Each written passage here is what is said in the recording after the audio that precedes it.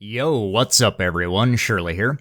Finally back in Mythic Nathria today, looking at the Stone Legion Generals fight. Disclaimer, if you're ever going to play Fury in this raid, this is the fight to do it on Mythic instead of Arms, but I'm not going to because I still prefer Arms. So, jumping right into this one, I spec'd very oddly, I guess, for a raid encounter. I was trying something different. You could definitely spec multiple ways in this fight if you wanted to. You could just go with the standard Ravager single target build, which would be just fine, and that's what most people are going to do on this fight. I went for a little bit of a hybrid build with Mythic Plus spec and raid, and basically the only difference, I guess, is I went Sudden Death and Dreadnought like I would for Mythic Plus or any kind of a trash fight. However, I still kept Juggernaut as one of my conduits, for the condemn damage at the end of the fight and, throughout. As well as Crash the Ramparts, I took as well just to buff up my Juggernaut damage, or not Juggernaut damage, the Dreadnought damage throughout the phase. And I did this just because I wanted to keep up, basically, with everybody else on all the ad waves, and also supplement, our condemn damage just with Juggernaut. And by the end of it, I think it worked out pretty well, actually. It'll be interesting to test it out again differently next time with just like a standard raid setup. But anyway, I've talked enough about that. Jumping into Phase 1 here, now that it's about over, we're just prioritizing the big boys as well as the little skirmishers. We marked them with, Skull X square and just targeting down Skull first, etc. in line. You do want to, charge as much as possible in this fight, when you're playing Arms at least. So at the beginning there, you saw me charge that Goliath as soon as it spawns out, and then you can charge back and everything. And I'm doing this for two reasons. One, obviously free rage, but two, I'm trying to keep up Dreadnought stacks as long as possible. And depending on how fast your team goes and when they spawn, you can actually, they fell off from me there, but you can actually keep those stacks up on the skirmishes as they're spawning, so you can have 8 stacks for a really long time. And anytime there's cooldowns rolling, you can just sweeping strikes and get big condemn damage. Speaking of which, when all those ads come out the first go around, and I pop all my cooldowns, I'm going to be condemning instead of bladestorming right away as long as I can, until sweeping strikes falls off or you run out of rage. Then I'm going to bladestorm. Just like what we're doing here, I was saving cooldowns during the intermission phase. We're going to be killing that Goliath immediately, holding everything, and, focusing it down, especially when it gets low health, so we have no healing received. And then once we have all the commandos out, or enough of them, then we're going to swap over to them. For that threshold, though, I am just going to bladestorm, since there's a lot more than 2, and you want to kill them all relatively evenly, since they have that shield on them below 20% that explodes. And after that, we're just going to be single targeting down individual commandos that spawn. So if there's ever more than one here, where your raid should call out which one you're actually hitting there, and then go from there.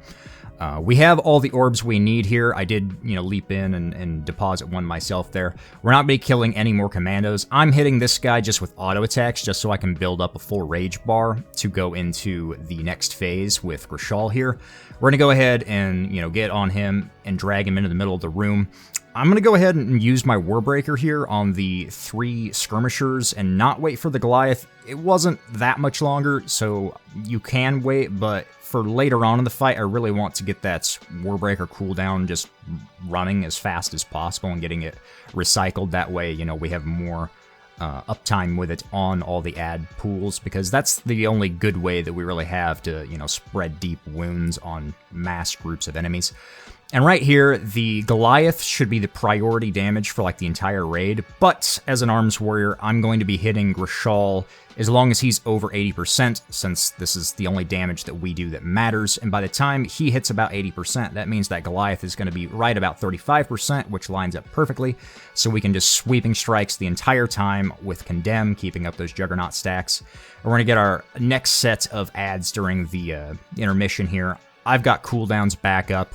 We do want to be really prioritizing, the Skull Skirmisher here, because we're getting a Seismic really soon, so if you get all 3 of these wins at the same time, that's pretty bad, but I'm going to go ahead and use, Bladestorm and everything here, just to keep up that ad damage. And from this point, since Grishal isn't above 80% anymore, then I'm going to be prioritizing the Goliath at every point here. I didn't get the seismic upheaval there, so I'm gonna go, do a little 360 around the boss here just to get back into position. But at this point, you can either sweeping strikes on cooldown with the Goliath and stuff, but anytime you can delay it a little bit, or if it lines up better to get it within that 35% window, you definitely want to do that, just because, all the damage is loaded in Condemn anyway.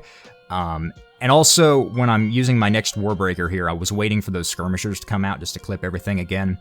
And anytime you've got big AoE situations like that with Dreadnought, especially with Dreadnought sweeping strikes active at the same time, then you're going to really want to prioritize your positioning more than anything. It's easy to just, stand behind the boss and kind of forget about it. But anytime you can align yourself to line them up in a row in front of you, so you can shotgun the Dreadnought stacks, through multiple targets, you're just getting more cleave damage off the same spell, so you might as well do that. And we're going to go into the next intermission phase here again, and this is kind of a repeat of the original intermission phase. We're just going to be focusing down the Goliath, holding all my cooldowns at this point. When we're hitting the Goliath here, I would save your rage and just don't slam unless you're going to overcap. That way you have roughly a full rage bar when you hit 35%. That's going to get us out of this healing phase faster, as well as it's just better overall damage for arms to do that in the first place. I'm going to go ahead and grab the big orb that he drops and immediately get that out of the way, so we're not waiting around on that. Now, we're waiting for this next eruption here that people have to soak in those pools on the outside of the room, so we're not attacking any of the commandos. So I'm just going to be hitting Grishal just to generate another rage bar again, and then we're going to soak this meteor here, and I'm just getting myself in position to get ready to attack all these commandos. But we're not doing any damage until after this eruption goes off. If anybody's dead here, I would be like a backup soak for some of this stuff, but it's not, nobody's dead this time around. So we're just going to go ahead and pop all of our cooldowns, Blade Storm, do everything. I do get the Wicked Blade here, so we're going to run it up to the front of the room, which unfortunately means that I don't get any of the orbs snagged here. I'm running around trying to grab one from somebody, but I didn't get any of them. It's really nice for a warrior to get it, because I don't have to, walk over to the gate and take extra time. I can just leap immediately, and there is a timer on these orbs, so, the quicker you can do them, the better. And from here, it's just prioritizing down each of the commandos, like we did in the first phase. Another thing is you want to pool rage on these guys too, just because when they hit that 20%, if you don't get through that shield, it's going to explode and kill everybody. So it's definitely worth waiting and saving rage, just spam Condemn once that shield goes out. We're going to move the opposite corner here for the knockback, and then going into phase 3, where we can cleave both the bosses here. We are life gripping the meteor target during those intermissions too, so we're not worrying about the stun or positioning or anything there. I was standing in this one because I wanted to get rid of my bleed from the last phase. I went ahead and popped sweeping strikes here, which I probably should have waited for this this Warbreaker window here, because I'm going to go ahead and use it on all these skirmishers and everything to clip everything with that. Unfortunately, when I did that, it kind of unaligned my cooldown, so I don't have Warbreaker and Avatar and sweeping strikes all up at the opportune time. I do get it back here for the 35% window, so, it's not too bad. I was saving my cooldowns for this this upheaval here, so I'm not running away, with Avatar rolling. Definitely be careful when you're charging back like that, like I just did, because you can get clipped by the tank or any of the explosions that are close to the boss there, which I got clipped by a little bit. Not too big of a deal though. And from this point on, we are ignoring any other skirmishers coming in, and the bosses have to die at the same time. So I'm just going to be, basically using everything on cooldown and not delaying for anything, and just going through the motions, popping sweeping strikes on CD since they're both below hand. One thing I could optimize right here too is turning myself to be shooting the Dreadnought lines through the sides of them, and that would give me a little bit more damage rather than standing behind them here. I just didn't want to be on the right side of Call, because that Wicked Blade still goes out, and that's still really dangerous this late into the fight. But as you can see there. But anyway, there's Stone Legion Generals on Mythic. If you guys have any questions, feel free to leave them down below. Thank you so much for watching, and I will see you next time. Peace.